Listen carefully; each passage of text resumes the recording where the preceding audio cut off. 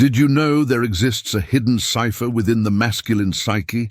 A cipher that, once decoded, can make any man fall deeply in love with you? Carl Jung, the renowned Swiss psychologist, uncovered something remarkable about the male unconscious. Something that few women understand. Something that can completely transform how men perceive you. Picture this moment. You're engaged in conversation with that special man. Your eyes meet. There's electricity in the atmosphere, and then you pose a question, just one, and something shifts entirely within him. His gaze transforms, his breathing quickens subtly. Something awakens in his deepest unconscious, something primal, something magnetic. And in that precise instant, without him even understanding why, he begins falling in love. Does this sound like fantasy, seem impossible? Let me share Maria's story, age 42. Divorced for 3 years, she believed her time for great romances had ended, until she discovered these 3 revolutionary questions. Within just 2 weeks of applying what you'll learn today, Maria captured the heart of Carlos, a 45-year-old businessman who had sworn never to marry again. Today they're engaged, and it wasn't luck, wasn't coincidence, it was science, it was deep psychology, it was the transformative power of these 3 questions that touch the masculine soul in ways they can't even explain. Jung discovered there exists a pattern in the male unconscious, a master key that, when activated, awakens what he called the eternal lover archetype. It's as if you speak directly to the deepest and most vulnerable part of his soul. But here's the secret society doesn't want you to know. Most women do exactly the opposite. They ask the wrong questions, trigger the wrong archetypes, and end up pushing men away without even realizing it. Have you ever wondered why some relationships start like wildfire and then cool down? Why some men become distant after a while? Why that man who seemed so interested suddenly disappears? The answer lies in the questions you ask, or better, in the questions you don't ask. These 3 questions aren't about cheap conquest, aren't manipulation tricks. They're sacred tools of deep connection. They're keys that open the masculine heart in authentic and lasting ways. And today, you'll discover each one of them. You'll understand not just what these questions are, but when to use them, how to ask them, and most importantly, how they transform the dynamics of any relationship. Prepare yourself for a journey into the masculine unconscious. Prepare yourself to discover a power that has always been within you, but that no one taught you to use. To understand the power of these 3 questions, first you need to comprehend something fundamental about the masculine psyche, something that Carl Jung discovered and that revolutionized our understanding of relationships. Jung realized that we all carry within us primordial images that he called archetypes. These images live in our collective unconscious and profoundly influence our feelings, our fears, our most intimate desires. And here's the secret. Men possess specific archetypes that, when awakened by the right woman, create irresistible attraction, a connection that goes far beyond the physical, a bond that touches the soul. Think for a moment about your childhood. Remember the fairy tales you heard, the princess who awakens the sleeping prince, the wise woman who guides the hero on his journey, the beloved who inspires the knight to be his best version. These aren't just beautiful stories, they're maps of the human unconscious. They're symbolic representations of how the deepest attraction between man and woman works. The problem is that in modern life, we've lost this connection with the sacred feminine. We learned to compete, to prove our worth, to be independent. And while these qualities are important, they alone don't awaken the masculine heart. What awakens the masculine heart is something much more subtle, much more powerful. It's the ability to ask questions that touch his deepest essence.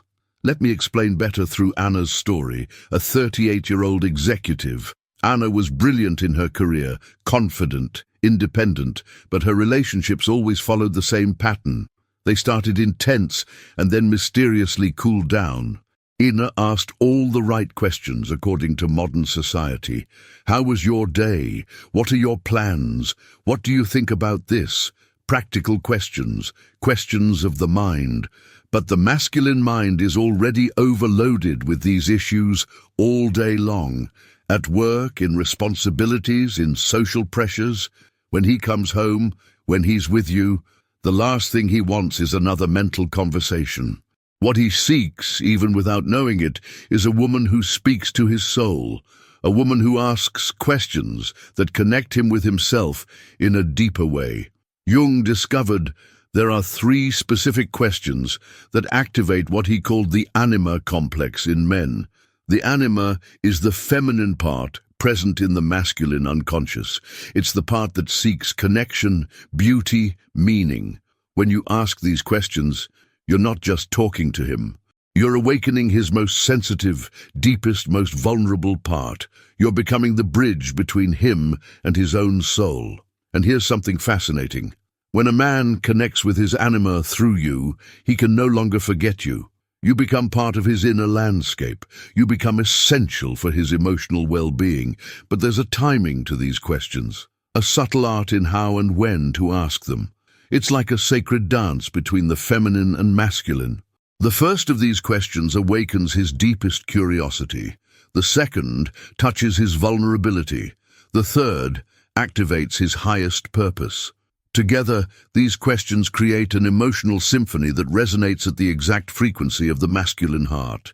It's as if you spoke a secret language that only his soul understands. I remember another client, Sophia, age 51.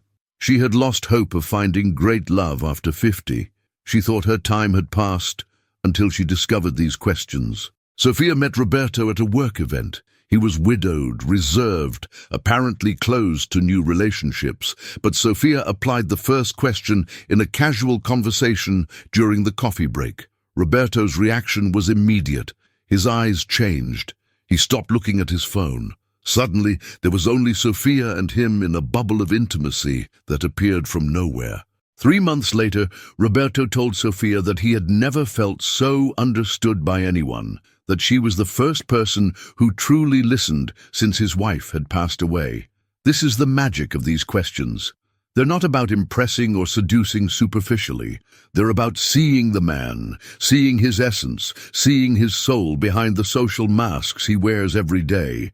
And when a man feels truly seen by a woman, something magical happens. He falls in love not just with you, but with the version of himself that emerges in your presence. You become the sacred mirror where he sees not just who he is, but who he can become. You become the muse who inspires his best version. But beware, these questions have immense power, and with great power comes great responsibility. They must be used with pure intention, with open heart, with genuine desire for deep connection. Because when you awaken a man's soul, you also awaken your own soul. You enter sacred territory where vulnerability is the currency and authenticity is the only valid passport. The moment of great revelation has arrived. The 3 questions that can transform any relationship. The secret keys to the masculine heart that Jung discovered through decades of psychological research. But before revealing them, you need to understand something crucial. These questions don't work like magic formulas. They work like bridges between your soul and his soul. The first question, what makes you feel most alive? This question touches what Jung called the creative libido of man. Not sexual libido, but the vital energy that moves his existence. It's the question that awakens his deepest passion, his forgotten dreams, his most authentic essence. Most women ask, "What do you do for a living?" or "What's your profession?" These are ego questions, social personality questions. But what makes you feel most alive is a soul question. When you ask this question, several things happen simultaneously in the masculine unconscious. First, you demonstrate that you're not just interested in his social or financial status. Second, you show that you see something beyond the obvious in him. Third, You invite him to connect with his own essence. Maria, whom I mentioned at the beginning, asked this question to Carlos during their third date. They were walking in the park when she stopped, looked deeply into his eyes and asked, "Carlos, what makes you feel most alive?" Carlos was silent for several minutes. Then, with sparkling eyes, he told about his secret passion for astronomy. How, since childhood, he dreamed of having a telescope. How he felt connected to the universe when looking at the stars. In that moment, Maria no longer saw the successful businessman. She saw the curious boy who still lived inside him. And Carlos felt that, for the first time in years, someone truly saw him. The second question, what part of you is still waiting to be understood? This is the most powerful and also the most delicate question. It touches directly what Jung called the shadow. The part of us that we hide from the world, that we consider unacceptable or vulnerable. Every man carries within himself aspects that he believes he cannot show. Fears he considers cowardice. Sensitivities he thinks demonstrate weakness. Dreams he judges impossible or ridiculous. When you ask this question, you're saying, "I accept all parts of you, even those you're afraid to show." It's a question that requires courage. From both sides, from him to open up, from you to receive with compassion everything he shares. Sofia used this question with Roberto during an intimate conversation on their fourth date. They had just finished dinner and were sitting on her sofa. Roberto took a deep breath and, for the first time since his wife's death, spoke about his guilt, about how he felt responsible for not insisting more that she see a doctor earlier, about how this guilt was eating him from inside. Sofia didn't try to console him with cliched phrases. She simply held his hand and said, "Thank you for trusting me with this." And in that moment, Roberto knew he had found a rare woman, a woman capable of welcoming his pain without judgment. The third question, how can I support the highest version of who you are? This question activates what Jung called the self, the archetype of wholeness, of full realization of human potential. It's the question that awakens in man the desire to grow, to evolve, to become his best version. Most women try to change men through criticism or direct suggestions, but this approach activates masculine defenses, creates. When you inquire about supporting someone's highest potential, you're not attempting to change them. You're positioning yourself as an ally in their personal development journey. Anna, the executive I mentioned earlier, applied this approach with David, the man she was dating. They were experiencing challenges in their relationship. David was overwhelmed by workplace issues and becoming increasingly withdrawn. Rather than criticizing his actions or making demands, Anna chose a peaceful moment and posed the third question. David was astonished. No one had ever offered to support him without expecting anything in return. He shared his dream of owning his own business, but expressed fear about leaving his comfort zone. Anna refrained from giving advice. She simply asked, "What would be a small first step in that direction, and how can I support you in that?" 2 years later, David launched his own company and told Anna she was instrumental, not only in his professional success, but in helping him rediscover self-confidence. The secret lies behind the questions, but here's the real secret. It's not just what you ask, but how you ask it. It's the energy behind the words. It's the intention of your heart. These questions only work when asked with complete presence. You need to be fully present. Phone away, mind-focused, heart-open, genuine curiosity. You can't just be following a script. Your curiosity about him needs to be real, deep, loving, free from judgment. Anything he shares needs to be received with compassion, without criticism, without attempts to correct or improve his responses. Sacred patience. Some men take time to open up. You need to create a safe space where he can reveal himself in his own time. When these conditions are met, something magical happens. You stop being just another woman in his life. You become the woman who understands him in a way that perhaps even he doesn't understand himself.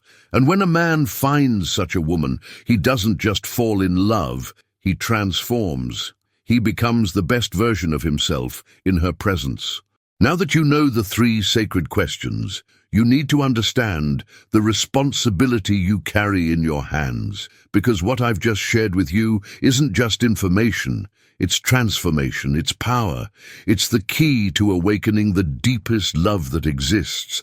But like all true power, it comes with a choice. You can use these questions to manipulate, to control, to get what you want selfishly, or you can use them for what they were truly created for, to create sacred connections, authentic relationships, true love. The difference lies in your intention, in your heart, in the purity of your desire. When Maria asked these questions to Carlos, she wasn't trying to trap him. She was genuinely curious about who he really was behind appearances. And this authenticity created a vibration he felt instantly. When Sofia asked Roberto about the part of him that needed to be understood, she wasn't collecting information to use against him later. She was creating a sacred space of mutual vulnerability. And when Anna asked David how she could support his highest version, she wasn't trying to control or mold him. She was offering herself as a partner in his growth journey. This is the difference between superficial seduction and deep connection, between temporary conquest and lasting love, between having a man and being loved by a man. The transformation that happens in you. But here's something that might be even more important. When you start asking these questions, you also transform, because it's impossible to create sacred spaces for others without becoming more sacred yourself. You develop a capacity for presence that few human beings possess. You learn to listen not just with your ears, but with your heart. You become a soul healer, a keeper of secrets, a sacred witness to the human journey. And men feel this. They feel that in your presence, they can lower their guard, they can be vulnerable, they can show parts of themselves they normally hide from the world. This creates an intimacy that goes far beyond the physical, a connection that transcends time and circumstances, a love that doesn't depend on appearances, status, or conveniences. What changes in your love life? When you master the art of these three questions, several profound changes happen in your love life. First, you stop attracting superficial men, because superficial men feel uncomfortable with depth. They flee when they realize you're interested in more than shallow conversations and casual fun. Second, you begin attracting men of superior emotional quality, men who also seek deep connections, men ready for meaningful relationships. Third, your relationships become more intense and lasting, because when you connect with a man's soul, that connection doesn't easily dissolve. Fourth, you develop authentic feminine confidence. Not confidence based on appearance or achievements, but confidence that comes from knowing you possess a rare ability to touch hearts. Fifth, you stop competing with other women because you know what you offer is unique. No woman can compete with someone who speaks directly to the soul, the dangers and how to avoid them. But I need to warn you about some dangers, because this power misused can cause damage both to you and to him. First danger, using these questions as manipulation techniques. If your intention is just to get what you want, the man will eventually perceive the falseness, and when that happens, he'll feel betrayed at a very deep level. Second danger, opening up to men who aren't ready for this depth. Some men are still too hurt, too closed, too immature to respond to these questions with honesty. You might end up frustrated or trying to force an opening that isn't yet possible. Third danger, losing your boundaries in the process. When you become a soul healer, you might end up attracting men who just want to dump their problems on you without offering anything in return. How to avoid these dangers? First, always ask these questions with pure intention. Ask yourself, am I doing this for true love or for need of control? Second, observe his reactions. If he evades, changes the subject, or responds superficially, respect his timing. Don't force. The soul has its own rhythm. Third, maintain your energetic boundaries. You can be compassionate without becoming a free therapist. you can welcome without losing yourself in the process, the life that awaits you. Imagine for a moment what your life would be like when you completely master these 3 questions. When they become a natural part of your way of relating, you'll walk through the world with serene confidence. You'll know you possess a rare and precious ability. Men will feel inexplicably drawn to your energy. Your relationships will become deeper, more meaningful, more transformative. You won't just be a companion, but a soul partner, a growth catalyst, an inspiration for him to become his best version. And here's the most beautiful part. This power doesn't diminish with age. In fact, it increases, because the more mature you become, the more wisdom you carry, the more depth you possess. The more capable you become of asking these questions with true authenticity. It doesn't matter if you're 30, 40, 50, or 60 years old. It doesn't matter if you're single, in a relationship, or trying to win someone back. These questions work because they touch universal aspects of human nature. The only difference between you now and the woman you'll be when you master these questions is knowledge and practice, and both are within your reach. If this video transformed your perception about relationships, if you felt you finally found the keys you were looking for, I need you to do something very important now. Share this video with a friend who needs to hear this. Is there a woman in your life who is suffering for love, who is struggling to understand men, who deserves to know these sacred secrets? Share it with her, because when women awaken together, the entire world transforms. And don't miss the next video that's appearing on your screen now. Click on the card and continue your transformation journey.